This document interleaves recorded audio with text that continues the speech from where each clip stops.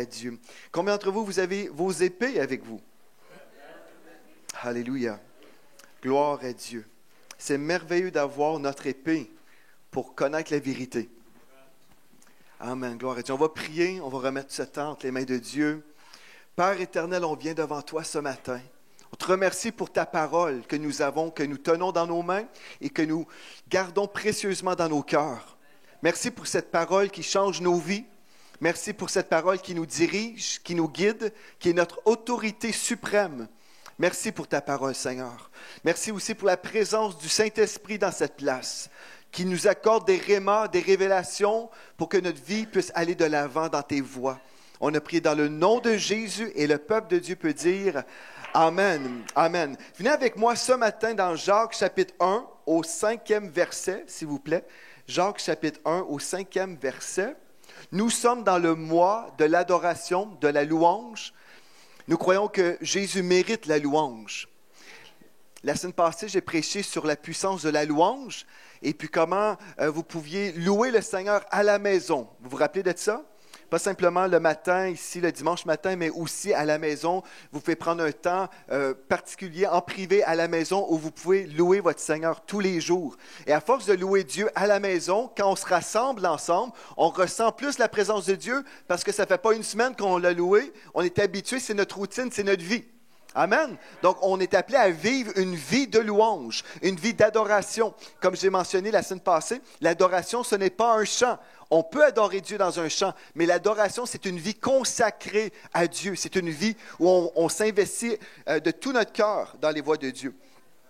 Amen. Dans Jacques chapitre 1, au verset 5, il est écrit « Si quelqu'un d'entre vous manque de sagesse, qu'il la demande à Dieu, qui donne à tous simplement et sans reproche, et elle lui sera donnée. Mais, dites mais qu'il la demande avec foi, sans douter. » Voyez-vous, je trouve ça spécial, moi, que Dieu a inspiré ce texte-là qui nous dit qu'on doit demander cette sagesse, ou peu importe la demande qu'on peut faire, quand on demande quelque chose à Dieu, on devrait demander avec foi, mais là, le Saint-Esprit a inspiré même la précision sans douter. Donc, il la demande avec foi, sans douter, car celui qui doute est semblable au flot de la mer, agité par le vent et poussé de côté et d'autre. Donc, celui qui doute, on va reprendre ce texte-là, celui qui doute est semblable au flot de la mer. Avez-vous déjà vu des vagues sur l'eau? Vous voyez les vagues bougent à droite, à gauche, dans toutes les directions. Donc, celui qui doute est semblable au flot de la mer. Quand on pense à la mer, on ne pense pas à une stabilité, mais on pense toujours au changement, au mouvement. Et on peut même aussi décrire ça comme étant une certaine insécurité. Amen. Si vous êtes comme les flots de la mer, vous voyez à droite, à gauche, il y a des changements constamment. Est-ce que Dieu veut vous tourmenter par des changements constants? Dieu n'est pas là pour vous tourmenter, il est là pour vous bénir, pour vous donner sa joie en abondance, n'est-ce pas? Mais le diable veut vous tourmenter. Le diable veut vous détruire. Le diable vient pour vous voler, vous égorger et vous détruire. Mais Jésus est venu pour vous donner la vie et la vie en abondance. Ce texte nous dit, celui qui doute est semblable au flot de la mer, agité par le vent et poussé de côté et d'autre. Qu'un tel homme ne s'imagine pas qu'il recevra quelque chose du Seigneur. C'est un homme irrésolu, inconstant. Dites inconstant. Dans toutes ses voies. La clé de la victoire dans la vie du chrétien, c'est la constance. Dites la constance. On va prendre notre temps ce matin, on va déposer la parole de Dieu en nous et on va vraiment croire ce que la parole de Dieu nous dit. J'aimerais vous encourager, frères et sœurs, quand vous venez à l'église, apportez vos Bibles. Parce que quand vous voyez le texte écrit, ce n'est pas le pasteur seulement qui va vous parler, mais c'est Dieu lui-même qui vous parle. Vous pouvez le voir, c'est écrit dans ma Bible, qu'un tel homme, celui qui demande de la sagesse à Dieu ou qui demande, peu importe la chose, si nous sommes inconstants, la Bible me dit que je ne recevrai rien de la part de Dieu. La constance, c'est la clé de la victoire. Si vous voulez vivre dans la santé divine, vous devez être constant dans votre foi. Vous croyez que la guérison est pour vous. Même s'il y a des grippes qui circulent, les gens disent « Ah ben c'est la saison de la grippe ou saison de la gastro », mais vous êtes constant, vous croyez que vous êtes le guéri de l'Éternel. Il y a une différence entre croire que Dieu peut me guérir et la différence que Dieu veut me guérir et aussi la différence en croyant que nous pouvons demeurer toujours en santé. Alléluia.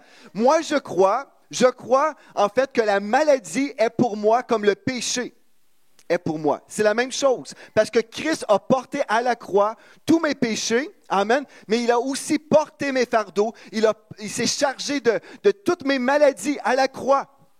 Donc, si j'accepte la maladie, c'est comme si j'accepterais aussi le péché.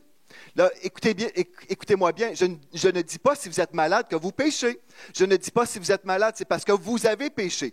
En fait, on connaît qu'il y a, depuis la chute de l'homme, la maladie est là, n'est-ce pas? La maladie est là depuis ce moment-là où Adam et Ève ont chuté. Donc, ne dites pas que je dis d'autre chose que ce que je suis en train de dire. Je vais vous aider à comprendre, en fait, le monde de la malédiction implique, par exemple, la maladie. Vous me comprenez? Le ciel, n'a pas d'hôpitaux, et au ciel, il n'y aura pas de maladie, il n'y en a pas en ce moment non plus. Il n'y en aura jamais au ciel. Parce que le cœur de Dieu pour ses enfants, c'est la santé divine. Donc, ce que je suis en train de vous dire, au niveau de la constance, je dois croire tous les jours que Dieu m'appelle à vivre dans la santé divine. Et pour moi, quand j'entends dire qu'il y a de la maladie qui circule, pour moi, je suis conditionné dans ma tête que c'est impossible que je tombe malade. Je suis comme ça depuis des années. J'ai eu des temps où je me suis trop poussé, j'ai trop travaillé, j'ai été épuisé. Et quand on ne respecte pas les lois de Dieu, les lois de la sagesse divine, on peut s'épuiser et notre corps devient plus fragile, n'est-ce pas? Mais ce n'est pas parce que Dieu voulait me rendre malade. Ce n'est pas ça. C'est simplement parce que j'ai manqué de sagesse. Mais heureusement, je peux demander à Dieu de la sagesse. Il va me dire, va te coucher. Alléluia. Et je dois être constant dans les voies de Dieu. Pour être heureux dans ma vie chrétienne, je dois être constant dans la vérité de la parole de Dieu. Amen. Et je crois que Dieu veut que vous soyez des gens de la parole. Des gens de la parole, où vous pourrez faire comme le Seigneur Jésus, déclarer de votre bouche, il est écrit. Les opinions circulent dans le monde chrétien. Tout le monde a son opinion. Moi, je pense que ceci, je pense cela. Mais ce que vous pensez ne change pas la parole de Dieu qui ne change pas. Alléluia. Et je vais vous dire des choses ce matin, vous verrez, on va voir plusieurs choses très importantes pour votre vie chrétienne, frères et sœurs. Mais j'aimerais vous dire, votre autorité suprême doit être la parole de Dieu. Vous devez croire la parole de Dieu plus que toute autre chose. Si vous allez juste sur Facebook, sur les réseaux sociaux, vous verrez même des commentaires de pasteurs populaires qui vont mettre des citations, et des citations peuvent être très, très bien. On peut être inspiré par des bonnes citations inspirantes, n'est-ce pas? Mais des fois, on peut voir des citations qui sont totalement anti-bibliques. Cette semaine, je voyais une citation d'un homme de Dieu que je ne mentionnerai pas, parce que Dieu ne veut pas qu'on marche dans le déshonneur, mais j'ai vu cette citation dans une belle image. Vous savez, on peut mettre une belle image et des textes qui sont faux. Savez-vous ça? Amen. Vous êtes réveillés ce matin? On peut avoir une belle scène, l'océan, les vagues de la mer. On peut voir quelque chose de très, très beau, inspirant. Une personne qui sourit et on peut écrire un mensonge. Amen. On peut écrire un mensonge. Et dans le texte, la citation, je vais même changer je vais modifier en fait la citation pour être sûr et certain que personne ne peut retracer l'orateur.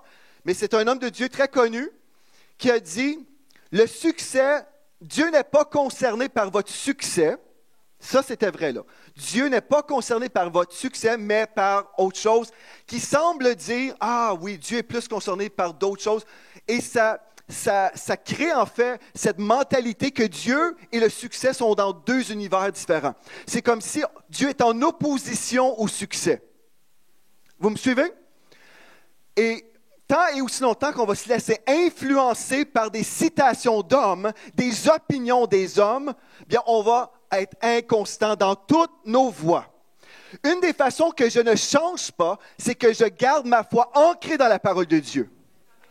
Depuis des années, je crois les mêmes choses. Si vous écoutez les prédications que j'ai prêchées en 2008, je n'ai pas changé au niveau de ma doctrine. Je crois que Jésus est toujours bon. Il allait de lieu en lieu faisant du bien et guérissant tous ceux qui étaient sous l'emprise du diable. Pourquoi je peux encore croire ça aujourd'hui, 10 ans plus tard? Parce que c'est un texte de la Bible que je crois. Ce n'est pas une opinion, ce n'est pas une citation d'un homme populaire, c'est la parole de Dieu. Et Dieu nous appelle à devenir matures dans la parole et matures dans la foi où on dit « il est écrit ».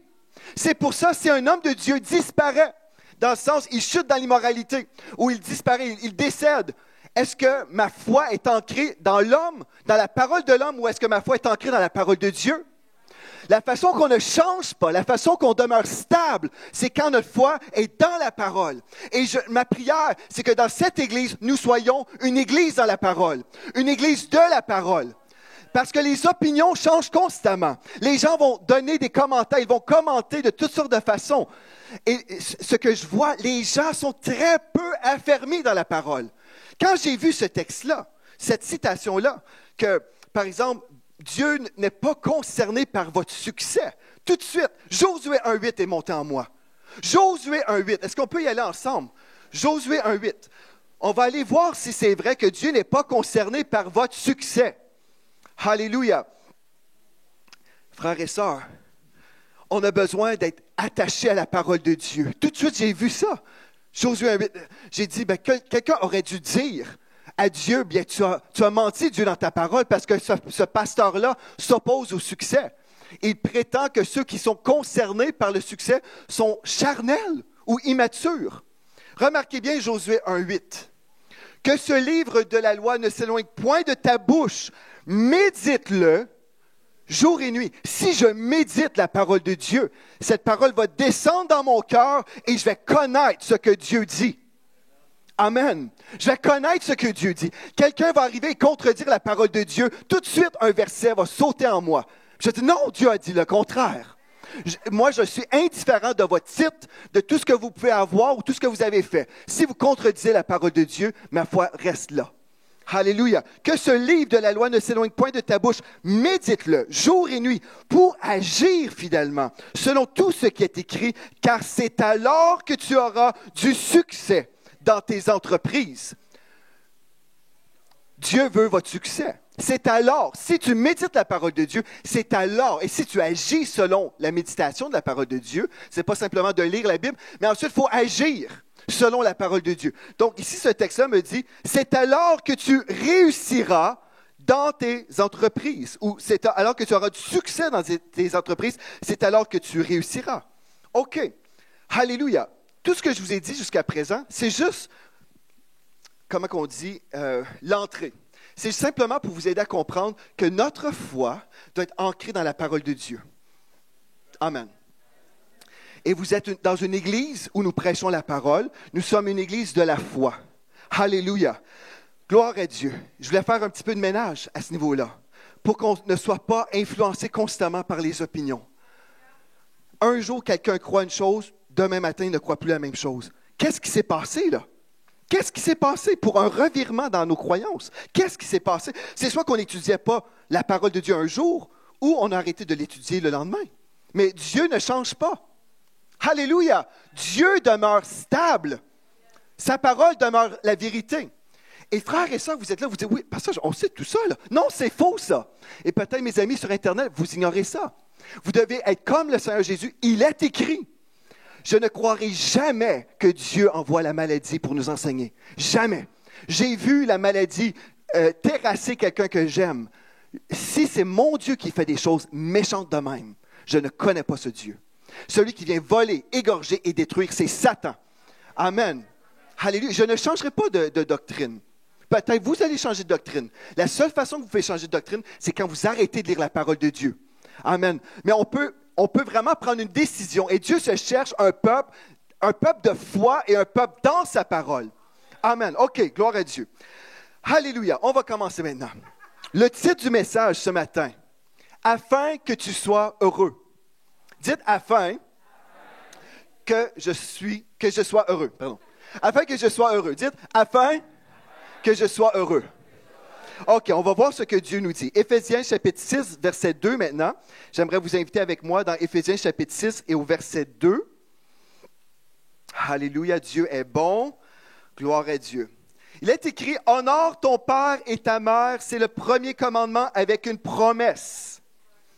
Dites afin que tu sois heureux et que tu vives longtemps sur la terre. » Donc, ce que je vois ici, si l'apôtre Paul, qui écrivait à l'Église, à Éphèse, a donné 2 versets ici. Là. À l'époque, il n'écrivait pas avec 2 et 3. Là. Mais si on voit 2 et 3, les versets 2 et 3, il nous dit, afin que vous soyez heureux et que vous viviez longtemps, vous devez honorer vos parents. Est-ce que c'est ça qu'on voit dans la Bible? Amen. Je vais relire le texte. Honore ton père et ta mère, c'est le premier commandement avec une promesse. Donc Dieu est pour l'amour, Dieu est pour l'honneur. Amen. Et tout ça nous dit afin que tu sois heureux. Donc si Dieu nous dit ce que nous devons faire afin d'être heureux, il me semble clair que Dieu veut que nous soyons heureux. Il me semble biblique de croire que Dieu veut qu'on soit heureux. Alléluia. Amen. C'est pas compliqué. Romains 14, 17. Romains 14, verset 17.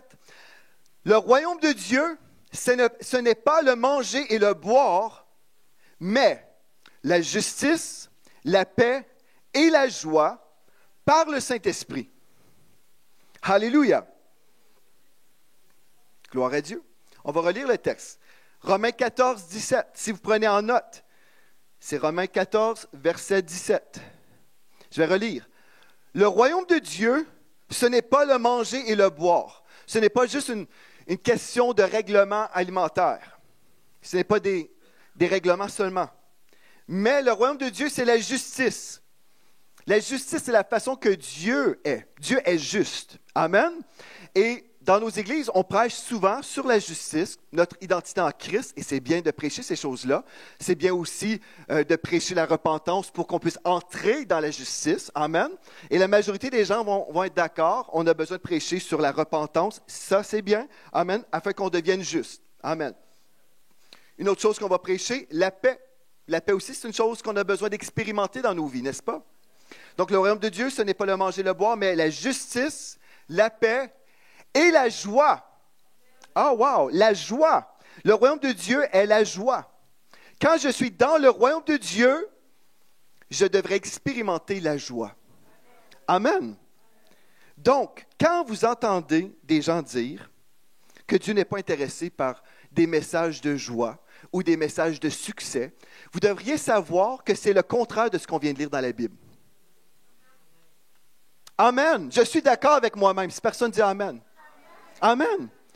Si Dieu n'est pas pour des messages sur la joie, sur le succès, bien, on devrait supprimer ces versets de la Bible. Prenez un marqueur noir à la maison et assurez-vous qu'on ne puisse plus lire ces versets dans vos Bibles. Frères et sœurs, il y a une séduction satanique dans le corps de Christ où on veut supprimer du corps de Christ des portions de la vérité de la parole de Dieu. On sous-entend, si c'est un message qui nous procure de la joie, qui nous encourage, c'est forcément charnel. C'est de l'immaturité. Oh non, non, nous on prêche la repentance. Nous aussi on prêche la repentance. Mais après la repentance, il y a de la joie. Après la repentance, il y a de la paix. Ce n'est pas la paix contre la joie. Ce n'est pas la justice contre la joie. C'est le kit total. Le kit, le forfait divin. Je me repens de tous mes péchés. Amen. Je peux pleurer et dire, j'étais dans tel péché. Seigneur, pardonne-moi. Et là, j'éprouve vraiment une conviction du Saint-Esprit. Amen. Je vis ce moment où je pleure, peut-être tous les sanglots possibles. Mais après, le Saint-Esprit me console. Et le Saint-Esprit m'ouvre les yeux. Et là, je découvre ma destinée en Christ. Et comme je découvre ma destinée, je réalise que le ciel, c'est mon héritage. Je vais passer l'éternité avec Dieu au ciel. Alléluia! Gloire à Dieu. Mais je découvre aussi que pendant que je vis sur la terre, que Dieu a une provision pour ma vie. Il a une provision où je peux vivre dans l'intimité avec mon Dieu. Je peux être à l'écoute du Saint-Esprit. Il me dirige dans de verts pâturages. Alléluia. Je suis comblé. Je découvre les promesses de Dieu. Et toutes ces choses-là m'amènent à expérimenter de la joie. Alléluia! Frères et sœurs, dans le monde chrétien, il y a toujours des camps qui prêchent contre ceci, d'autres qui prêchent contre cela. Est-ce qu'on peut croire la parole de Dieu? Croire, oui, dans la repentance, oui, dans les choses qu'on vient de mentionner, mais aussi s'ouvrir et découvrir que le cœur de notre Père, c'est un cœur d'un Père qui veut que ses enfants soient dans la joie. Et quand nous refusons certains messages, parce qu'on dit non, ça c'est charnel, quand on lit des citations sur Facebook qui semblent très, très spirituelles et humbles, mais des fois c'est inspiré par des mauvais esprits pour semer de la division dans le corps de Christ. Alléluia. Je vais vous prêcher sur la joie aujourd'hui. Parce que le texte nous dit « afin que tu sois heureux ». Si Dieu n'était pas intéressé, comme ce pasteur a mentionné, bien ce texte-là ne serait pas dans la Bible. Mais moi, je vais vous lire ce verset et on va s'exposer à tout le conseil de Dieu. Alléluia. Gloire à Dieu. Ça, c'était mon intro. Gloire à Dieu. Gloire à Dieu. 1 Thessaloniciens 5, verset 16. 1 Thessaloniciens, chapitre 5, au verset 16. Il est écrit, « Soyez toujours joyeux. » Soyez toujours joyeux. OK. Si Dieu nous dit qu'on devrait être toujours joyeux, pensez-vous que Dieu nous a dit comment faire? Moi, je pense que Dieu nous dit comment faire. Dieu ne nous dit jamais de faire des choses qui sont impossibles pour nous ou il ne nous laisse jamais dans l'ignorance. Pour dire, essaye de deviner, là. Je te dis, soyez toujours joyeux, mais tu vas essayer, tu verras. Non. Dieu nous dit exactement comment faire. Première chose, verset 17, priez sans cesse. Priez sans cesse. Quand vous priez sans cesse, vous êtes en communion avec le Saint-Esprit. Le Saint-Esprit va vous rappeler la parole de Dieu, va vous rappeler les promesses de Dieu. Vous verrez des citations stupides sur Internet. Vous allez non, c'est pas de Dieu. C'est pas de Dieu. Vous allez demeurer heureux. Alléluia. Des problèmes vont être là dans votre vie. Vous allez avoir des vents contraires. Mais tout de suite, le Saint-Esprit est là, qui va vous dire, mais Dieu est plus grand que ce problème. Oui, tu es dans un problème, mais Dieu est plus grand que ce problème. Priez sans cesse. Quand vous priez sans cesse, vous êtes en communion constante avec le Saint-Esprit. Alléluia. Des chrétiens qui sont malheureux, c'est des chrétiens qui sont déconnectés spirituellement. Alléluia. Soyez toujours joyeux, priez sans cesse. Amen. OK. Ensuite, 18, verset 18. Rendez grâce en toutes choses. Dites, rendez grâce en toutes choses. Le texte ne dit pas rendez grâce pour toutes choses, mais en toutes choses. Des fois, on se retrouve dans des situations difficiles. Des fois, c'est le diable qui nous envoie des situations terribles. Et Dieu ne nous dit jamais de le remercier pour l'œuvre de Satan. On doit discerner entre l'œuvre de Satan et l'œuvre de Dieu. L'œuvre de Dieu vient me bâtir, me restaurer. Le diable, il vient pour voler, égorger, détruire. Des chrétiens sont là, « Oh, merci Seigneur Dieu pour cette destruction dans ma vie. » Ça, c'est de l'ignorance. Et mon peuple périt faute de connaissance. Dieu nous appelle à discerner. Cette chose-là, ce n'est pas Dieu qui me l'envoie, parce que cette chose-là vient me voler, m'égorger ou me détruire. Donc, c'est clair, je dois résister au diable et il fuira loin de moi. Mais les chrétiens sont là, « Oh non, ça m'arrive, donc c'est forcément la volonté de Dieu. » Non, il y a plusieurs choses qui arrivent dans la vie des chrétiens qui ne sont pas du tout envoyées par le Seigneur ou permis par le Seigneur, parce que, en fait, Dieu permet ce que nous permettons. Savez-vous pourquoi? Parce que nous sommes en autorité. Dieu permet ce que vous permettez dans votre vie. Alléluia! Bon, je vais déranger encore d'autres esprits religieux. Je ne prêcherai pas sur l'autorité du croyant ce matin. Je n'ai pas le temps.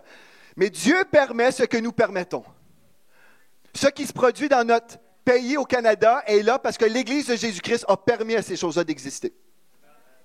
Amen. Mais quand l'Église du Seigneur Jésus-Christ prend son autorité, se lève et dit non, c'est fini ici, ça va arrêter, les choses arrêtent. Alléluia. Mais là, on a besoin de sortir de notre sommeil. Où on est là, on dort, on pense que Dieu va agir. Dieu a déjà agi. Il a envoyé son Fils Jésus-Christ mourir sur la croix. Et là, il a dit, tout pouvoir m'a été donné dans le ciel et sur la terre. Maintenant, allez, faites de toutes les nations des disciples. Alléluia. Faites de toutes les nations des disciples. Des nations. Le Canada, disciple de Jésus-Christ. Pourquoi pas? Ah, mais qui va croire? Est-ce qu'une nation peut être sauvée dans un seul jour? Alléluia. Ah oui. Israël, gloire à Dieu, et le Canada. Pourquoi pas le Canada? Vive un mouvement du Saint-Esprit où toute la nation se tourne vers Dieu. Alléluia. Gloire à Dieu. Vous vous rappelez ici à Granby, je l'ai déjà partagé, mais à Granby, sur la rue principale, il y avait une place qui s'appelait le Studio Sexe. Vous vous rappelez de cette place-là, peut-être? Et à chaque fois que je passais devant ce studio sexe, je dis, je te maudis au nom de Jésus, tu vas t'écrouler. Un jour, j'arrive sur la rue principale à Granby, je vois des bulldozers. Et puis cette bâtisse s'est écroulée. Alléluia. Mais on doit être violent en esprit. Ce sont les violents qui s'emparent du royaume de Dieu. Les chrétiens passifs, il y en a en masse. C'est le temps qu'on se lève et qu'on croit la parole de Dieu. Donc, soyez toujours joyeux. Dieu me dit, soyez toujours joyeux. Donc, voici le jour que Dieu a créé, qu'il soit pour moi un sujet de joie. Aujourd'hui, je vais être joyeux. Amen. Vous n'êtes pas ça joyeux? Tu ne souris pas? On ne dirait pas que tu es heureux, là. Je suis heureux. Alléluia. Mais en colère contre le diable. En colère contre le diable qui vole tous ces chrétiens. Amen. Mais je ne suis pas en colère contre vous. OK. Frères et sœurs, afin que tu sois heureux. Moi, ce que je vais faire aujourd'hui, je vais vous partager 15 faits sur les gens heureux. Et vous pourrez discerner si vous êtes une personne heureuse. Et si vous voyez, non, je ne suis pas cette personne heureuse, maintenant, vous pouvez changer. Dites, je peux changer. Le croyez-vous maintenant? Gloire à Dieu. OK. Est-ce que vous êtes prêts? On a 15 points. Vous dites, wow, parce que je vois des fois, tu en as 4 puis ça prend 1 heure. Ah, mais j'en ai 15 ce matin. Que Dieu, le Saint-Esprit, m'aide. Mais on va y arriver par la grâce de Dieu. OK, la première chose que je veux vous aider à comprendre, les personnes qui sont heureuses. Puis là, en passant tout de suite, je reviens sur un point, parce que c'est vraiment important de savoir comment être heureux. Réécoutez, là, et mettez sur pause la vidéo si vous écoutez plus tard, là, et réécoutez le début. Vous verrez que Dieu veut que vous soyez heureux. Une des raisons pourquoi Dieu veut que vous soyez heureux, c'est parce que vous faites une mauvaise publicité quand vous avez l'air de bœuf. Quand les gens vous voient à l'épicerie, puis, en train de grogner, puis, comme ça, vous faites une mauvaise publicité pour le royaume de Dieu, parce que le royaume de Dieu implique la joie. Amen. OK, ça c'est une des raisons pourquoi c'est important pour vous d'être heureux. Bon, les personnes heureuses, premièrement, véritablement heureuses, ce sont les personnes sauvées, nées de nouveau. Amen. Gloire à Dieu. Ceci dit, il y a beaucoup de chrétiens sauvés, nés de nouveau, qui s'en vont au ciel, mais qu'ils vivent comme des marabouts. Ça, en Afrique, je sais, c'est autre chose. Comme des colériques, comme des gens dépressifs. OK? Alléluia. OK. Merci. Gloire à Dieu. 1 Jean 5,4. Venez avec moi dans 1 Jean 5,4.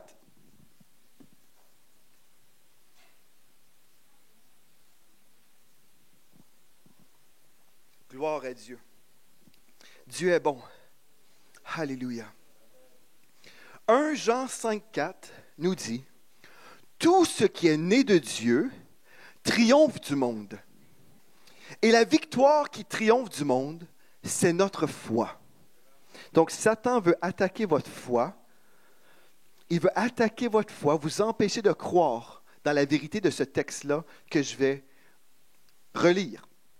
En passant, si vous avez un stylo, vous pouvez prendre en note 1 Jean 5,4, c'est notre verset du mois qu'on mémorise pendant tout le mois. 1 Jean 5,4. Mais ce que vous avez besoin de comprendre, là, si jamais les gens vous disent « Ah, mais toi, tu vas à l'église de la victoire. » Mais eux, ils prêchent la victoire là-bas. Vous avez une référence biblique. Vous avez une référence biblique qui vous dit que c'est normal et que c'est la volonté de Dieu que vous entendiez des messages sur la victoire. 1 Jean 5,4, je vais le relire maintenant. Tout ce qui est né de Dieu, mais c'est quoi ça, quelqu'un qui est né de Dieu? C'est quelqu'un qui est né de nouveau. Tout ce qui est né de Dieu triomphe du monde. Triomphe. Mais qu'est-ce que ça veut dire ça?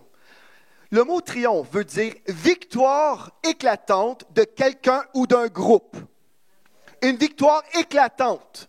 Alléluia. Moi, je crois que Dieu nous appelle à avoir une victoire éclatante dans quelques semaines. Alléluia. Dans quelques mois. Une victoire éclatante. Alléluia. Le mot triomphe veut dire succès décisif ou éclatant de quelque chose. Oh! Le monde définit le mot triomphe par succès. Alléluia. Vous savez, moi, je n'ai jamais lu un texte dans la parole où Salomon disait « Oh, le succès, je ne pense pas que Dieu veut que je réussisse vraiment à bâtir ce temple. » Non, je pense qu'il serait tellement plus glorifié si on voyait le temple à moitié construit. Ah, ça glorifierait Dieu. Les gens verraient comment nous sommes dépendants de lui. Vous voyez les mentalités que les gens ont. Non, Salomon, il visait le succès. Abraham, Isaac, Jacob visaient le succès. C'est juste des chrétiens en 2019 qui pensent que ce n'est pas de Dieu, le succès. Relisez votre Bible.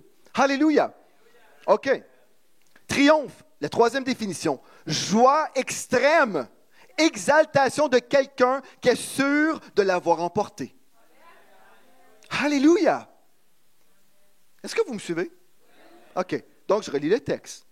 Tout ce qui est né de Dieu triomphe du monde.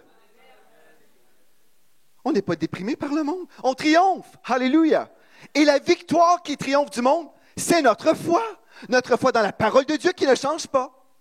Amen. Gloire à Dieu. Donc, faites attention à vos influences spirituelles, les belles citations sur Internet. Alléluia. Vous faites dire, arrière de moi, Satan, je réussis. Alléluia. Quand je réussis, tu perds, diable. Alléluia. Quand je réussis, le diable perd. Alléluia. Quand je suis dans le succès selon Dieu, le royaume des ténèbres recule. Amen. Alléluia. Visons le succès. Alléluia. Mais l'affaire est, c'est que le monde définit le succès d'une certaine façon et Dieu définit le succès d'une autre façon. Quand je lavais la toilette à l'église, j'étais autant un succès à l'époque que je suis aujourd'hui. Parce que le succès, c'est de faire la volonté de Dieu. Quand Dieu me disait, lave la toilette dans l'onction du Saint-Esprit, j'ai brossé cette toilette avec une brosse. Alléluia. Et l'onction du Saint-Esprit était sur moi à ce moment-là. Parce que le succès, ce n'est pas selon la mentalité de ce monde. Le succès, c'est d'accomplir ce que Dieu nous dit de faire. Si Dieu me dit de faire telle chose, je vais faire ça et je suis un succès dès que j'obéis au Seigneur. Alléluia. OK, donc ça, il fallait nuancer. Amen. Deuxième chose, c'est numéro 2. Numéro 2. Les gens heureux ne critiquent pas. Les gens heureux ne critiquent pas. OK. 1 Thessaloniciens 5, 18. Rendez grâce en toutes choses, car c'est à votre égard la volonté de Dieu en Jésus-Christ. Donc, on ne critique pas. Si vous voulez voir quelqu'un de malheureux, écoutez-le pendant quelques instants. Il va critiquer. Vous allez entendre des paroles négatives de critique. Les personnes malheureuses critiquent. Donc, la prochaine fois que vous avez le goût de critiquer, rappelez-vous que c'est vraiment la formule pour être malheureux. Amen. Donc ça, c'est la deuxième chose. Les gens heureux ne critiquent pas. Est-ce que ça veut dire qu'il n'y a aucune raison de critiquer? Il y en aurait toujours des raisons de critiquer, n'est-ce pas? Ah, il fait trop chaud, il fait trop froid. Ah, il n'y a pas assez de soleil. Ah, les fleurs ne sont pas sorties encore. Ah, c'est dommage. Il y a toujours des raisons de critiquer. Il y a toujours des raisons pour on peut critiquer. Et il y a toujours des raisons pour on peut louer. Alléluia. Ah, gloire à Dieu, la neige a fondu. Alléluia, gloire à Dieu. Alléluia. Oh, merci Jésus, parce que la neige a fondu. Mais il fait un petit peu trop chaud. Ah, non, mais finalement, il fait plus chaud. Alléluia. OK. Numéro 3, dites numéro 3. Les gens heureux vivent dans le moment présent, pas dans les regrets et le passé. Pas dans les regrets et le passé. Donc, les gens heureux vivent dans le moment présent. Je sais apprécier cette journée. Je ne dis pas toujours, en 1975, on avait des bonnes réunions à l'église dans ce temps-là. Oh, l'onction était forte de ce temps-là. Oh, c'était tellement béni dans les années 80. Dans les années 90, là, on a vécu un réveil. Mais aujourd'hui. Mais aujourd'hui, c'est comme ça. Les gens heureux vivent dans le moment présent, pas dans les regrets. Ils ne vivent pas constamment dans le passé. Je me souviens, Pasteur Joël, quand on a démarré l'Église ensemble, à ce moment-là, moi, j'étais tellement béni. Mais là, il y a eu du monde qui se sont rajoutés. Puis là, les choses ont changé. Là, après, on ne pouvait plus manger ensemble chaque dimanche. Puis là, je t'aime plus ben, là. Finalement, il faut vivre dans le moment présent. On évolue tous. L'Église évolue. Il va y avoir des changements. Je prophétise, demain, il va y avoir des changements dans vos vies. Il va toujours avoir des changements. Je peux vous garantir, vos cheveux vont être plus longs. C'est sûr et certain, il y a quelque chose qui va changer demain. Les changements sont inévitables. Vivez dans le moment présent. Remerciez le Seigneur pour ce que vous avez. Soyez heureux. Alléluia. Philippiens 3,14 nous dit, je cours vers le but pour remporter le prix de la vocation céleste de Dieu en Jésus-Christ. Je cours vers le but. C'est pas ça, là, je cours vers le but. C'est vers l'avant. Alléluia. Je regarde vers l'avant. Combien de chrétiens sont toujours dans le passé? Autrefois, on était heureux. Autrefois, je me souviens de telle chose. Ça, c'était bien. Tourne la page. C'était bien. Merci Seigneur, c'était bien. Mais ça va être glorieux demain. Amen. Les gens heureux font taire leur peur et ils vivent par la foi. Les gens heureux font taire leur peur et ils vivent par la foi. Ah, mais si on va dans telle église, c'est à l'église de la victoire, j'ai peur de ce que les gens vont dire. Ils vont dire, je suis un chrétien dans la foi et dans la victoire. J'ai peur de perdre des amis, parce que mes amis, eux, aiment la défaite. Puis là, moi, je vais peut-être déranger mes amis. J'ai peur de ci, j'ai peur de cela. Changer de travail, j'ai peur que je vais mourir de faim si je change de travail. Je sais, je suis super malheureux dans mon travail, mais au moins, je suis confortable dans mon malheur. Puis au moins, je sais que je vais manger demain matin. Je sais que je suis dépressif dans ce travail-là, puis c'est atroce tous les jours, mais au moins, je suis en sécurité. Les gens qui sont heureux, ils font taire leur peur. Dieu, des fois, va vous dire, marche sur l'eau. Marche sur l'eau. Mais j'ai peur. Une des choses, là, vous savez, quand Dieu vous parle, vous obéissez à la parole de Dieu. Pierre n'a pas marché sur l'eau. Pierre a marché sur la parole de Jésus qui a dit, viens vers moi. Pierre a entendu la parole de Dieu. Jésus lui a parlé. Il a marché sur la parole de Dieu et à cause de ça, il a marché sur l'eau. Vous comprenez? Il a marché sur la parole de Dieu. Vous devez apprendre à marcher sur la parole de Dieu dans votre vie. Alléluia. OK, donc les gens heureux font taire leur peur et ils vivent par la foi. Jésus a dit, ne crains pas, crois seulement. Ne crains pas. Avez-vous déjà lu dans votre Bible quand des anges apparaissent aux personnages dans la Bible? On les voit, ils disent toujours, ne crains pas, ne crains pas. Pourquoi? Parce que la crainte neutralise la foi, contamine la foi. La crainte empêche le miraculeux. Vous comprenez ça? Même le Seigneur Jésus, lorsqu'il était à Nazareth, les gens ne le reconnaissaient pas, ils étaient dans le mépris à son égard. Et à cause de ça, les miracles ont été limités. Vous comprenez? Alléluia. Donc, faites taire vos peurs. Gloire à Dieu. Ne crains pas, crois seulement. Alléluia. Dites Amen si vous êtes réveillés. Les gens heureux ne se comparent pas. Les gens heureux ne se comparent pas. 2 Corinthiens 10, 12. C'est des bonnes choses que je suis en train de vous dire là en passant. Mais pourquoi telle personne a vécu une promotion, puis pas moi? Tu te compares. Ta question va t'emmener à être dépressif. Ta question, mais pourquoi lui? C'est une question légitime. Hein? Pourquoi? C'est une vraie question. Mais pourquoi lui? Tu te compares. Ta comparaison va te mener à vivre un temps de découragement. Au lieu d'être heureux, ta comparaison va faire en sorte que tu vas être malheureux. Est-ce que tu veux être malheureux? Non, pose-toi pas la question. Il a eu une promotion. Alléluia! Merci Seigneur pour sa promotion. Merci Seigneur Dieu, il avance. Puis après, il va dire, oui, mais toi.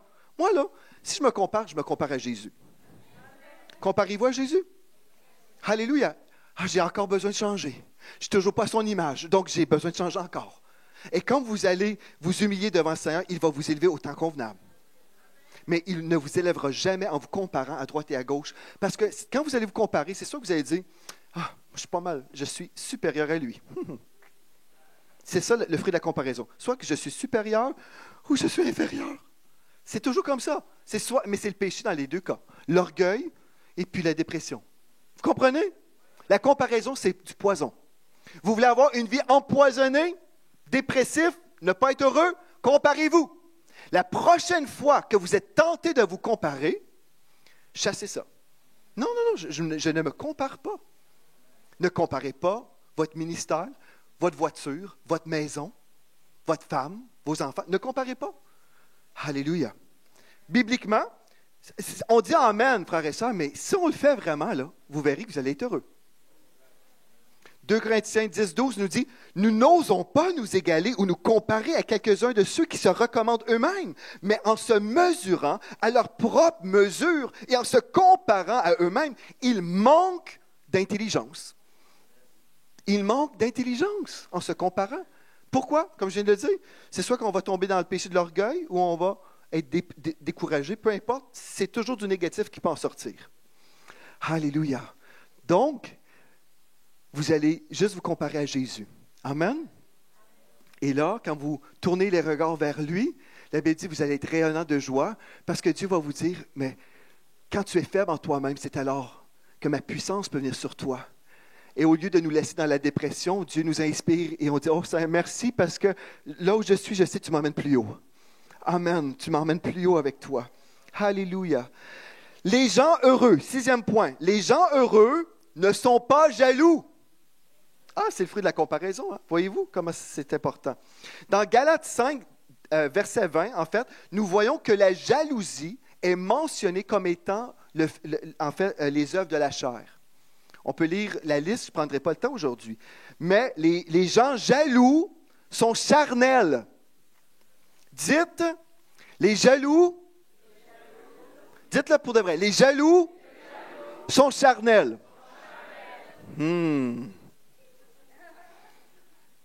Les jaloux sont charnels. Wow! Mais on n'est pas jaloux quand on ne se compare pas. Vous voyez, le point numéro 5 est important. Donc, numéro 6, les gens heureux ne sont pas jaloux. Ils célèbrent les victoires des autres. OK. Numéro 7. Dites numéro 7. Je dis ça pour vous garder réveillés, là. Les gens heureux ne soupçonnent pas le mal. 1 Corinthiens 13, 5 nous dit que l'amour ne soupçonne pas le mal. Ça veut dire que je vais toujours m'imaginer le meilleur d'une telle personne. Je vais toujours essayer de voir, OK, mais qu'est-ce que la personne peut vouloir dire par ça? Si déjà je soupçonne le mal, il faut prier. Aide-moi à voir comme toi tu vois. Là. Je dois voir les choses de la bonne façon et je vais choisir le scénario le plus positif possible. Vous comprenez? Il faut le faire, il faut prier. Aide-moi, là. Parce que dans tout ce que je vois, c'est tout le contraire, mais aide-moi, Seigneur Dieu, à ne pas soupçonner le mal. Alléluia! Les personnes heureuses ne soupçonnent pas le mal et à cause de ça, ils peuvent avoir une vision de tout le monde comme étant des bonnes personnes. Je l'ai déjà dit dans cette église, mais des fois on est déçu. Mais on est mieux d'être déçu que de vivre toujours comme ça. Toujours dans le soupçon, comme ça. Suspect, là. Ah. Vous comprenez? Alléluia. Numéro 8. Les gens heureux ne se voient pas comme des victimes d'injustice. Oh! Dites oh! Les gens heureux ne se voient pas comme des victimes d'injustice. Je vais parler pour mes amis français en ce moment avec les gilets jaunes.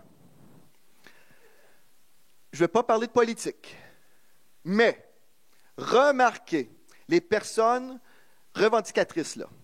Les personnes que vous voyez même dans les médias. J'étais en France, j'ai vu quelques personnages parler à la télévision, puis moi je ne dis pas qu'ils n'ont pas besoin ou que ce n'est pas légitime, je ne connais rien de ça. Mais ce que je vois, c'est des personnes en colère. À la télévision nouvelle. Ne prenez pas un snapshot de ça, là. Mais je vois des gens, sur leur visage, ce n'est pas du tout la joie. Je ne vois pas des gens heureux dans ces gilets jaunes. Donc, je ne connais pas tous les détails. Je ne veux pas me prononcer là-dessus. Mais ce que je peux voir, c'est souvent les gens revendicateurs ne sont pas très heureux. Les gens dans des... comment on dit? Dans les usines, là. Comment? Les syndicats. Souvent, si vous êtes responsable d'un syndicat, que Dieu vous bénisse. Priez pour Jésus. Mais j'ai vu des gens dans ma vie, les responsables de syndicats, là, puis c'est les gens les plus malheureux sur la terre. Toujours en train de... c'est injuste, ça. C'est injuste. C'est injuste. C'est injuste. Oui, sur la terre, il va y avoir des injustices. Alléluia. Tu as raison. Oui, mais il faut se battre. Comment est-ce qu'on va se battre? Il faut se défendre. Frères et sœurs, OK. Les gens heureux. Moi, je vous dis comment être heureux. Comment être heureux. Si vous voulez rester comme ça, que Dieu vous bénisse. Les gens heureux ne se voient pas comme des victimes d'injustice. Les victimes s'imaginent que tout leur est dû. L'État me doit ceci, l'État me doit cela. Alléluia.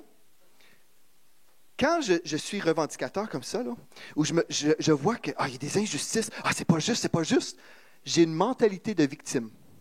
Quelque chose m'arrive à moi. Vous comprenez? Je deviens une victime. Ça m'arrive, puis c'est pas correct. Ah, pourquoi lui vit telle chose? C'est pas correct. Ah, moi, je ne l'ai pas vécu. Pourquoi que l'État fait ceci? Pourquoi que l'État fait cela? Pourquoi que dans l'Église, lui vit ça, puis pas moi? Pourquoi? On vient de toucher des pitons. Les personnes heureuses ne se comparent pas. Les personnes heureuses, savez-vous, je vais rajouter une chose là. Si je ne vis pas telle ou telle chose, des fois, c'est parce que j'ai besoin de me soumettre à une autorité. Et jusqu'à temps que je sois prêt, Dieu ne me relâche pas. À l'Église, ici, ce qu'on a fait, pour certains ministères et des départements, il y a des consignes très précises. Si tu veux faire tel ministère, on exige, par exemple, 3 mois de service dans l'ombre avant de faire tel autre ministère. Amen? Donc, il y a des consignes très claires. Quelqu'un dit, non, moi, je ne veux rien savoir. Hop, tough luck, en anglais. Peu importe. On n'a pas le droit d'être frustré si on ne se soumet pas à l'autorité. Alléluia! Gloire à Dieu. Si je me soumets à l'autorité, je vais vivre ma promotion. Si je ne veux pas faire ce que les autorités me disent, je ne vivrai pas de promotion. Après, ne soyez pas revendicateurs.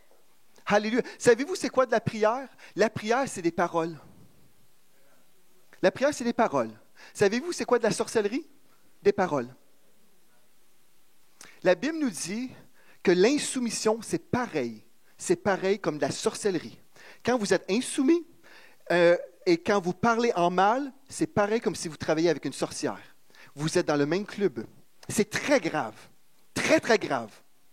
Je vais le redire, c'est très, très grave. L'insoumission, c'est pareil comme de la sorcellerie. La sorcellerie, en fait, a fait des détours. Les chrétiens ont pris des détours à cause de ça, parce qu'ils ont parlé en mal. Ils ont parlé. Et son chrétien né de nouveau, il s'imagine que c'est correct devant Dieu le Père qu'on fasse de telles choses. Si Dieu vous entend prier, déclarer des paroles, il vous entend maudire. Amen. Moi, je vais répéter, je pense que j'ai besoin de le dire. La prière, c'est des paroles de bénédiction. Mais la sorcellerie, l'insoumission, c'est des paroles de malédiction. Vraiment, vos paroles ont beaucoup de puissance. Combien de fois que je l'enseigne à l'Église? Combien de fois que les chrétiens refusent d'écouter ce que la parole de Dieu dit? Mais si vous voulez être heureux, frères et sœurs, je vous donne la recette. Alléluia. Si vous dites, oui, mais pasteur Joël, j'ai été offensé dans telle situation, gère ton offense. L'offense qu'on peut avoir dans notre vie. Vous savez, là, je vous donne du brocoli. Est-ce que vous êtes prêts à manger du brocoli? Si vous voulez être heureux, si vous avez été offensé, blessé, on a tous vécu des blessures dans la vie. Et on va tous en vivre encore, à moins de mourir aujourd'hui. Là. Si vous respirez, vous allez être blessé dans la vie. Maintenant, comment gérer les blessures? La façon de gérer les blessures, c'est qu'on va voir la personne qui nous a blessés. Puis on règle les affaires. Amen. Il faut régler les affaires. Il faut en parler. Si je ne veux pas régler, je dis non, c'est beau. Mais là, si j'ai une blessure en moi, cette blessure non gérée devient un cancer qui me tue ma destinée. Ça me rend aigri, amer. Si vous êtes aigri et amer et vous dites que vous avez pardonné, c'est un mensonge. Non, moi, ça va, pasteur, moi j'ai pardonné. Ça va, j'ai pardonné. Mais pourquoi tu as de l'air bête comme ça? Pourquoi tu as un air de bœuf? Pourquoi tu as un air de bœuf? Tu as de l'air misérable. Ce n'est pas un signe que tu as pardonné. Tu es aigri, amer. Regarde-toi. Alléluia. C'est inspiré et loin, ce que je vous dis. Écoutez, on a tous vécu des blessures et on va tous en vivre. Je dois les gérer bibliquement. Je vais aller rencontrer mon frère et je vais régler ça. Si j'ai quelque chose, mais si je n'ai pas rien, puis j'ai pardonné, ça va. Vous comprenez? Mais après, qu'est-ce qu'on va voir? On ne verra pas une personne misérable, on ne verra pas une personne aigrie et colérique. Alléluia! OK, amen. Dites, je suis toujours là. Je suis béni d'entendre la vérité. Donc, les gens heureux ne se voient pas comme des victimes d'injustice. C'était le point. Les gens heureux ne se voient pas comme des victimes d'injustice. Merci. Amen. Donc, si c'était vous, ça, là, vous avez le choix, vous allez poursuivre comme ça, comme une victime perpétuelle. Les victimes ne sont pas des personnes victorieuses. Comprenez, frères et sœurs, je veux vous secouer, là. Voulez-vous être une victime? Non. Voulez-vous être victorieux? Est-ce que c'est vrai qu'il y a des injustices dans notre monde? Oui. Mais qu'est-ce que vous allez faire devant ça? On va dire, non, il y a des injustices qui sont là. Mais moi, ma mentalité, là, j'ai la pensée de Christ. Il y a des injustices dans ce monde. Mais moi, ce que je vais faire, je vais me tenir droit devant mon Dieu. Puis je dis, Seigneur, c'est toi ma source de promotion. Alléluia. Oh, Saint Dieu, tu es ma source de délivrance. Alléluia. Oh, il y a des vents contraires, il y a des choses injustes. Mais Seigneur, si je marche dans l'intégrité, tu vas te charger de ma vie. Tu vas m'accorder la promotion. Tu prends soin de moi. Je ne suis pas une victime. Amen. Je ne suis pas une victime. Je refuse d'être une victime. Je refuse d'être une victime des injustices. Non, je viens d'un autre royaume. Je viens d'un autre royaume. Alléluia. Je suis au-dessus de ces injustices-là. L'État peut faire plein de changements, tout couper. Ah, mais mon Dieu, il peut avoir, écoutez bien, il peut avoir une grande crise économique, mais je ne serai pas touché. Il peut y avoir une crise économique. Frères et sœurs, j'étais en Grèce. J'ai prêché là-bas en Grèce. Il y avait, les gens vivent avec moins de 75% de ce qu'ils gagnent. Ils vivent aujourd'hui sur 20 à 25% de leur salaire d'autrefois. Et puis moi, j'ai prêché sur la bénédiction financière en Grèce. Le pasteur est venu me voir, un des pasteurs est venu me voir. Et puis il parlait en grec là, avec la femme d'un autre pasteur. Texte comme ça. Il souriait et il me l'a dit après. J'ai envie d'y donner un bon coup de poing dans la face. J'ai envie de le frapper au visage. Moi, je ne comprenais rien, c'est en grec. Vous comprenez? J'aurais envie de lui en mettre une drette en pleine face. On est en train de manger, il me raconte ça. Et après, dans la voiture, il dit, écoute, je dois te dire, en écoutant tes histoires de bénédiction, mais ça me faisait suer au maximum parce que nous, on vit avec 20% de ce qu'on gagnait autrefois. On arrache. J'ai dit, écoutez bien, frères et sœurs, là. J'étais dans la voiture, le Saint-Esprit est venu dans cette voiture, là, et on a prié pour eux. On a prié, et puis moi, je crois qu'ils ont vécu des choses. Alléluia. Mais j'ai dit, votre vie ne dépend pas de votre état. Ce n'est pas le Canada, ma source. Ce n'est pas le Québec, votre source. Tout peut changer.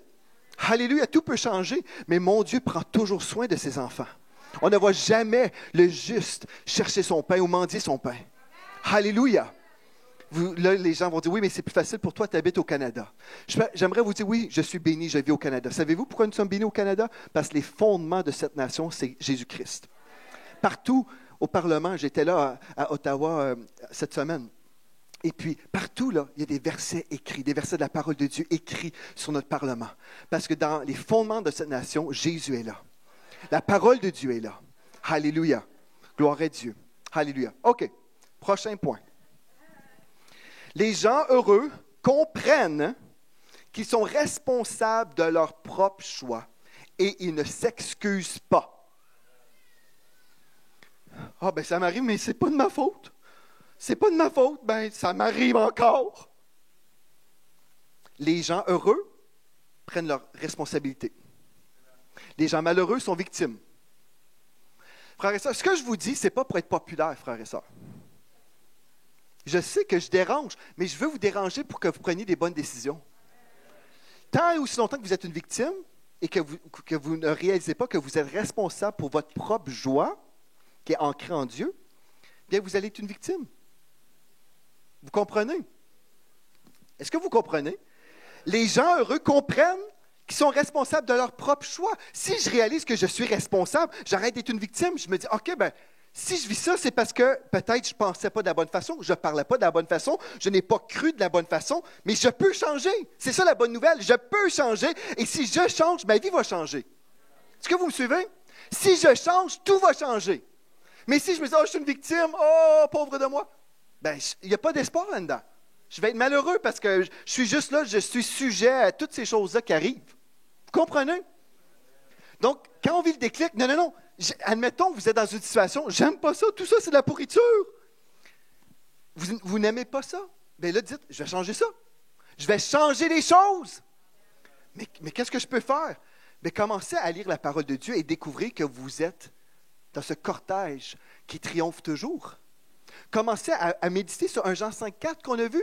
Commencez à méditer jour et nuit pour agir selon cette parole. C'est alors que tu auras du succès dans tes entreprises. C'est alors que tu réussiras. Changez votre façon de voir. Non, je ne suis pas une victime, je suis responsable. Les chrétiens, souvent, n'aiment pas entendre dire qu'ils sont responsables parce que c'est tellement réconfortant d'attendre que Dieu agisse un jour. C'est tellement réconfortant. En son temps, Dieu va agir. Oh, j'attends que Dieu fasse quelque chose, mais en ce moment, moi, j'en arrache, puis c'est comme ça. Non! Dieu a déjà envoyé son Fils Jésus. Il a déjà agi. Il nous a déjà donné son autorité, son pouvoir. Il nous a donné sa parole. Maintenant, c'est à moi de prendre cette parole et je fais reculer le royaume des ténèbres. C'est à moi de le faire. Vous imposerez les mains aux malades. Vous chasserez des démons. Des chrétiens, oh Seigneur, libère-moi de ce démon. Oh! Non, non, non. Dieu ne dit pas, priez-moi et demandez que je chasse les démons à votre place. Il dit, chassez les démons. C'est à nous de le faire. Vous imposerez les mains aux malades. Vous. Amen. Alléluia. Dites, je ne suis pas une victime. Alléluia.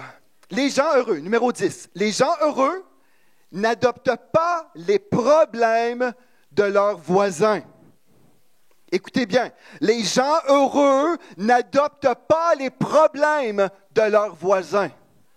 On peut entendre des histoires et Dieu nous dit dans Romains 12, 16 qu'on doit pleurer avec ceux qui pleurent. C'est-à-dire, on a besoin de vivre, être empathique, on doit être rempli de compassion, on doit être un agent du Saint-Esprit et consoler les affligés. Amen. Mais il y a une différence entre consoler quelqu'un, être rempli d'amour et de compassion et de prendre sur notre dos les problèmes des autres. Amen. Il y a une différence, là, frères et sœurs. C'est pour ça, des fois, on rencontre des pasteurs et on dirait qu'ils ont été baptisés dans du vinaigre. Parce que, on a des problèmes à l'église. Ah oui, telle femme a vécu telle chose, tel monsieur a vécu telle chose. Oh, je te dis, c'est dur, la vie chrétienne. Oh, c'est dur. Oh, non. Hey, j'en ai vécu des choses dans mon bureau. J'ai rencontré toutes les histoires possibles. Alléluia, je suis aussi heureux. Pourquoi? Parce que ce n'est pas mon problème. Vous dites, mais tu es un pasteur totalement différent. Tu t'en fous. Le pasteur, je dois dire, c'est pas mon problème. Ce n'est pas mon problème.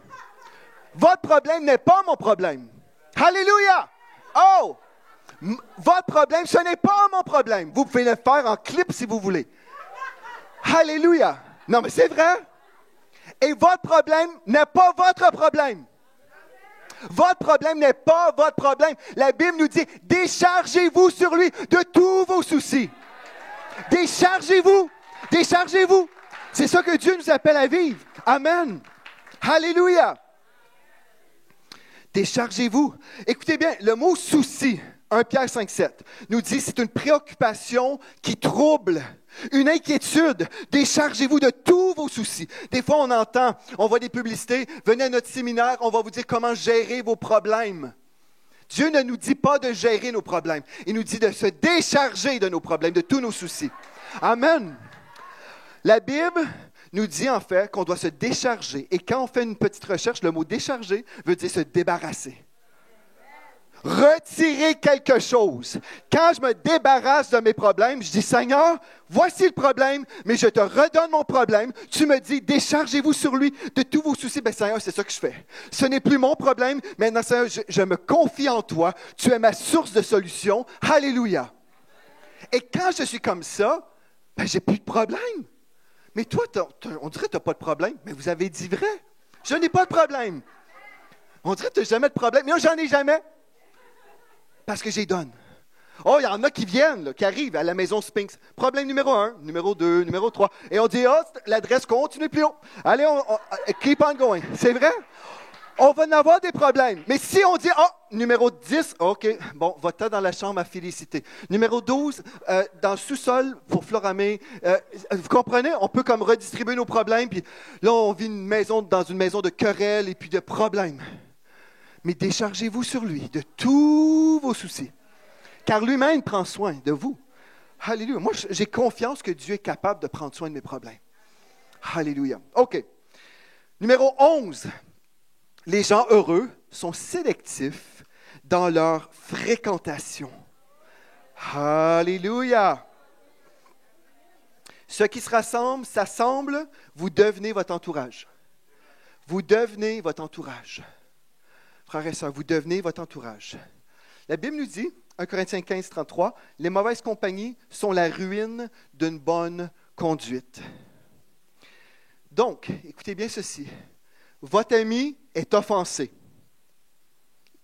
Vous entendez son histoire, vous êtes influencé, contaminé par cette histoire-là, vous empruntez son offense, et là, vous devenez vous-même offensé.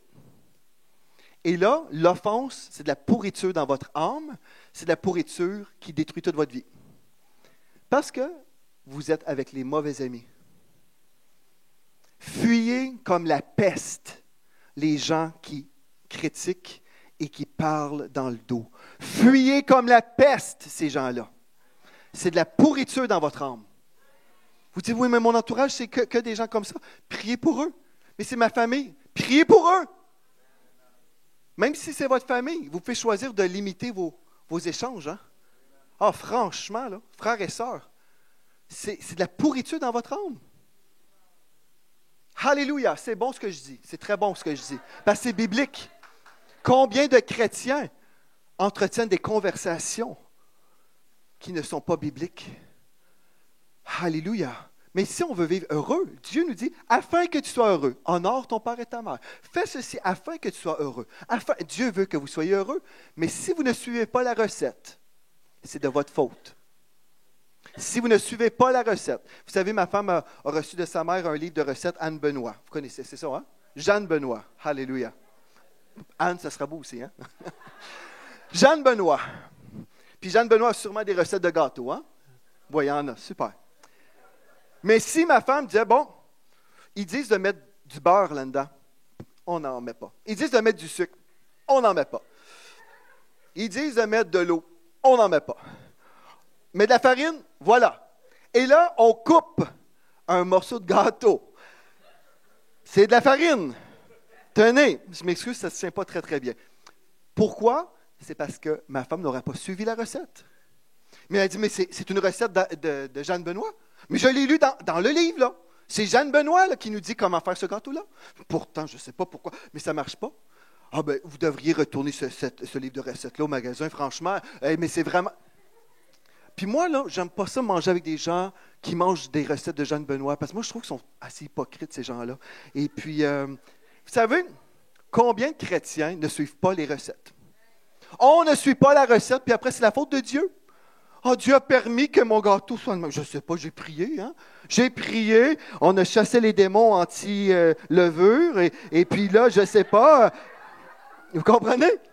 On est là, on ne suit pas la recette.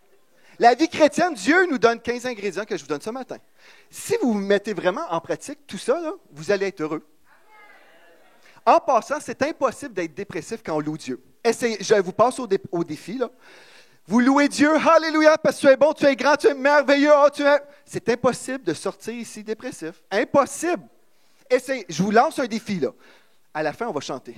Mais quand là, vous êtes dépressif, là, vous pensez que tout est noir, puis là, vous dites, oh Seigneur, tu es tellement bon, tu es tellement grand, tu prends soin de tous mes besoins, selon ta richesse avec gloire. Oh Seigneur, je vais passer l'éternité avec toi au ciel. Oh merci Seigneur Dieu, parce que je suis guéri, je suis le guéri de l'Éternel. Je suis entouré de ta grâce comme d'un bouclier. Je suis la tête et non la queue, toujours en haut, jamais en bas. Oh merci Seigneur Dieu, alléluia. Merci Seigneur, parce que ton désir pour moi, plus que toute autre chose, c'est que je sois béni, que je sois prospère à tous les niveaux. Alléluia.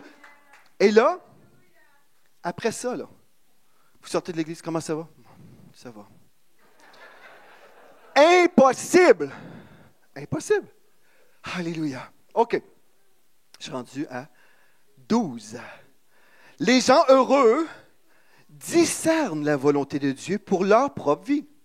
Romains 12, 2 nous dit, ne vous conformez pas au siècle présent, mais soyez transformés par le renouvellement de l'intelligence. Mais pour être renouvelé, il faut se remettre en question.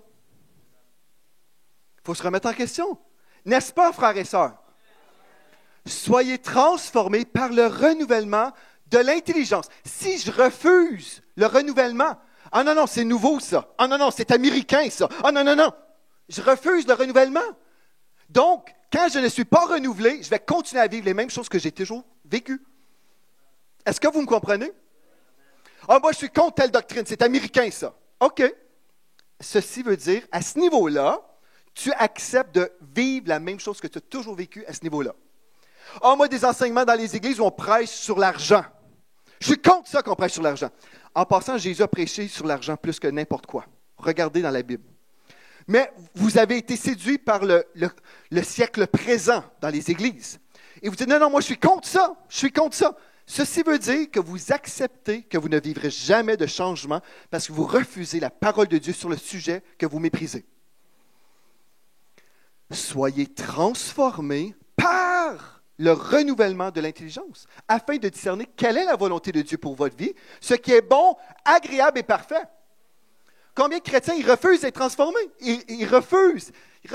Non, je ne peux pas, c'est différent, c'est pas comme j'ai toujours entendu. Mais si vous continuez avec ce que vous avez toujours entendu, vous allez toujours vivre ce que vous avez toujours vécu. Est-ce que ça fait du sens? Moi, je suis content de rencontrer des gens. J'étais à Ottawa, justement. Un frère vient me voir après le déjeuner parlementaire. Il vient me voir, il dit, j'écoute Vie de foi tous les jours. Ma vie a totalement changé. Mais pourquoi? C'est la parole de Dieu que la personne a reçue dans sa vie qui a changé sa vie. C'est la parole de Dieu que je reçois. Mais si je ne crois pas la parole de Dieu, je crois plus mes expériences ou je crois plus les opinions de Pierre Jean-Jacques, je ne vivrai pas de changement. Et certains d'entre vous, vous avez méprisé certaines doctrines de la parole de Dieu et vous avez besoin de vous mettre à genoux et dire, Seigneur, dans mon arrogance, j'ai ridiculisé tel message, j'ai été contre tel message, j'ai été ignorant et stupide, j'ai été séduit. Mais Seigneur, pardonne-moi. Pardonne-moi. Amen. Je suis d'accord avec moi-même. Alléluia. Gloire à Dieu. Donc, je discerne la volonté de Dieu pour ma vie. Numéro 13. C'est le numéro 13. Alléluia. Les gens heureux ne réagissent pas charnellement et avec précipitation. Si vous dites, pasteur Joël, là, tout ce que tu dis, moi, je suis vraiment comme cette personne malheureuse. La bonne nouvelle, c'est que vous pouvez changer aujourd'hui. Ou vous pouvez sortir de cette église offensée. Vous avez le choix entre l'offense ou le changement. L'offense ou le changement. Moi, je vous propose changer. Amen. Écoutez bien ceci, le frère et sœur. Vous êtes toujours avec moi? Je répète, les gens heureux ne réagissent pas charnellement et avec précipitation. Comprenez? Il y a une situation qui me dérange. Oh! Je réagis. C'est ça, là. Comprenez? Des gens qui agissent avec précipitation. Avez-vous déjà vu des gens comme ça? Réactifs. Vous êtes dans une situation? Ah! Une surprise. Ah! J'aime pas ça. Ah! Voilà, là, j'ai dû changer des choses dans ma vie parce que là, telle chose ne fonctionnait pas. Et là, quelqu'un vient vous voir. Mais en fait, voici une explication pour t'aider à comprendre telle chose. Ah, OK, c'est ça que ça voulait dire. Mm-hmm. Ah, j'ai agi un peu rapidement, n'est-ce pas? Ah, les gens heureux ne réagissent pas charnellement avec précipitation, prennent leur temps. Parce que je prie sans cesse. Le Saint-Esprit est au courant de la situation bizarre. Il connaît ça, là. C'est que là, vous dites, il faut que je réagisse. Non. Prie. Ah, Saint-Esprit est là. Dieu dit, tu ne bouges pas. Mais Seigneur, je ne comprends pas. Tu ne bouges pas. On ne bouge pas.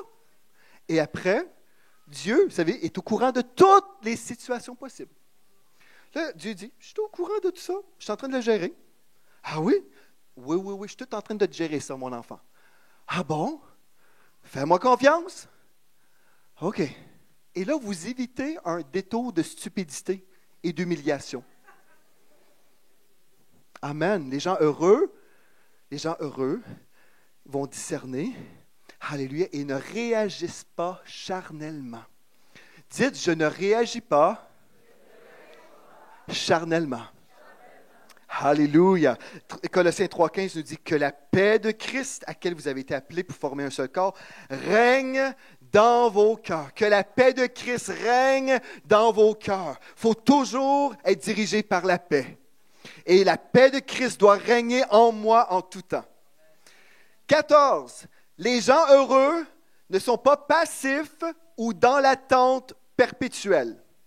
J'ai déjà mentionné des choses concernant l'autorité du croyant rapidement, mais dans Josué 1,7, il est écrit « Fortifie-toi seulement et aie bon courage en agissant fidèlement, selon toute la loi que Moïse, mon serviteur, t'a prescrite. Ne t'en détourne ni à droite ni à gauche, afin de réussir dans tout ce que tu entreprendras. » Encore une fois, il me semble que Dieu veut qu'on réussisse. Il me semble que Dieu nous dit qu'on doit agir fidèlement. Il me semble qu'on ne peut pas juste prier toute notre vie et attendre que Dieu va faire quelque chose un jour. Et même dans Josué 1,7, il est écrit « Fortifie-toi et aie bon courage. » Allez là, bon courage pour agir. Tu vas faire quelque chose de ta vie. Tu vas te lever, tu vas faire quelque chose. Amen. Et tu vas réussir. Alléluia. Et numéro 15, dites numéro 15. Dites Alléluia. Les gens heureux sont spirituellement connectés à Dieu. Alléluia. Et à eux-mêmes, ils se connaissent très bien. Romains 8, 14 nous dit « Tous ceux qui sont conduits par l'Esprit de Dieu sont fils de Dieu, ou les fils de Dieu sont dirigés par le Saint-Esprit. » Je dois être connecté à Dieu. Je dois me déconnecter de la télévision, me déconnecter des réseaux sociaux, me déconnecter de tout ce que je peux entendre, la radio. Déconnecte-toi pour te connecter à Dieu. Alléluia. Ceci veut dire, je rentre chez moi. Si vous ne pouvez pas rentrer chez vous sans avoir de la musique, sans avoir de la radio, vous devez toujours avoir quelque chose. C'est parce que vous êtes incapable de vous retrouver tout seul avec Dieu. Vous êtes obligé de vous divertir parce que le moment que vous vous arrêtez, vous êtes incapable de vivre dans le silence.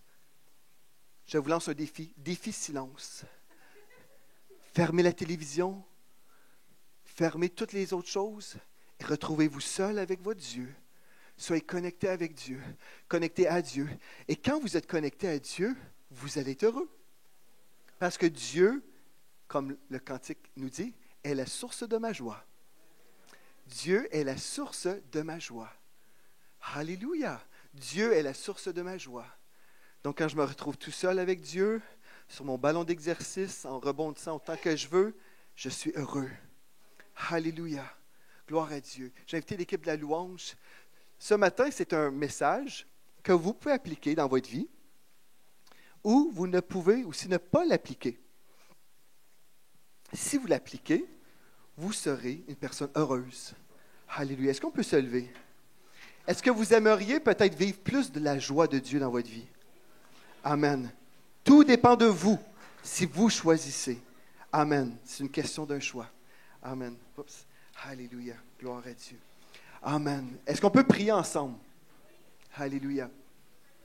Père éternel, on vient devant toi, Seigneur Dieu. On vient devant toi, Seigneur, ce matin. On te remercie pour ton désir pour nous. Ce désir que tu as pour nous, qu'on soit heureux. Quand tu nous as sauvés, Seigneur, ce n'était pas pour nous laisser comme on a toujours été. Nous laisser dans nos mêmes situations et dans nos mêmes comportements. Mais tu nous as appelés, Seigneur, à régner avec toi. Tu nous as appelés à briller dans ce monde. À briller dans ce monde. Et Seigneur, je prie que mes frères et mes sœurs ici puissent prendre les bonnes décisions. Ils ont entendu beaucoup de choses aujourd'hui. Et Seigneur, je sais que tu as touché à certaines choses dans leur vie. Je sais que tu as mis ton doigt sur certaines choses qu'ils vivent ou des patterns qu'ils ont dans leur vie. Esprit de Dieu, je prie maintenant que tu puisses toucher mes frères et mes sœurs. Je prie qu'ils puissent commencer à abandonner les choses qu'ils doivent abandonner. Qu'ils puissent céder leur vie à toi totalement. Toutes les places, Seigneur Dieu, où tu dois gouverner. Je prie, Seigneur Dieu, maintenant que tu puisses effectuer ces changements comme mes frères et mes sœurs s'abandonnent à toi. Alléluia. Oh Seigneur Jésus. Je sais que ce message a pu déranger mes frères et mes sœurs, mais je prie que ce dérangement produise beaucoup pour leur vie spirituelle. Alléluia. Oh, nous te louons, Seigneur Dieu. Nous te louons, Seigneur, parce que tu es la source de notre joie. Alléluia. Gloire à toi, Seigneur Jésus. Nous te louons, Seigneur Dieu. Tu es tellement bon, tellement glorieux. Alléluia. Et dans ce mois de la louange, Seigneur, on veut te louer pour qui tu es. On veut te louer pour ta parole. Merci parce que nous sommes des gens de ta parole. Nous sommes un peuple de foi. On se laisse transformer par toi. On se laisse transformer par toi. Alléluia, on se laisse, Seigneur Dieu, raffiner par toi, par le feu de ton esprit, qui brûle tout ce qui ne vient pas de toi, Seigneur Dieu, aujourd'hui. Alléluia, dans cette maison et dans les nations, toutes les personnes en ce moment qui sont connectées à ce message. Nous déclarons aujourd'hui que le feu du Saint-Esprit vient et brûle toutes les choses du royaume des ténèbres, toutes les choses qui doivent quitter de nos vies. Tu nous raffines, Seigneur Dieu, comme de l'or pur. Alléluia, tu nous raffines pour qu'on soit des instruments de ta gloire pour ce réveil. Alléluia, nous te louons, Seigneur Dieu. Nous élevons le nom de Jésus dans cette maison aujourd'hui. Alléluia. Est-ce qu'on peut élever les mains ce matin et le louer pour sa parole, le louer parce qu'il travaille dans nos vies. Il ne nous a pas abandonnés, on n'est pas des orphelins, mais nous avons été adoptés dans sa famille royale. Et Dieu nous appelle à briller, nous les ambassadeurs de Christ sur la terre. Dieu nous a appelés à régner avec lui et bien le représenter. Dieu nous appelle à être heureux. Alléluia. Oh, nous te louons, Seigneur Jésus.